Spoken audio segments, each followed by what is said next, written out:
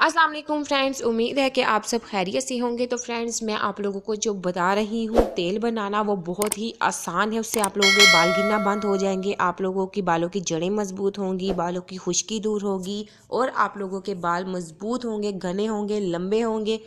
और जिन लोगों के वक्त से पहले बाल सफ़ेद होना शुरू हो गए हैं, वो भी काले होना शुरू हो जाएंगे। और जिनके बालों का कलर चेंज होना शुरू हो जाता है, ब्राउन ब्राउन होना शुरू हो जाता है, वो भी ठीक हो जाएंगे।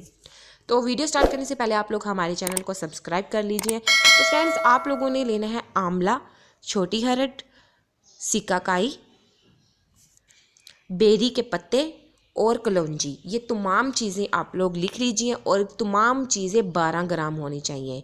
आप लोगों ने पंसारी की शॉप से ये ले लेनी है। उसके बाद आप लोगों ने आधा जग पानी का लेना है, तमाम चीज़ों को उसमें शामिल कर देना है और सारी रात आप लोगों ने इसी तरह उसे रख कर रखना है। सुबह आप लोगों ने सरसों का तेल या फिर तिलों का तेल, जौन सा मर्जी तेल आप लोग ले लीजिए, उसके अंदर तमाम चीज़ें पानी के साथ शामिल कर दीजिए। जो पानी रात भर उसमें रहा, उस पानी के साथ सारा दिन आप उसको अच्छे तरीके से पकाएं।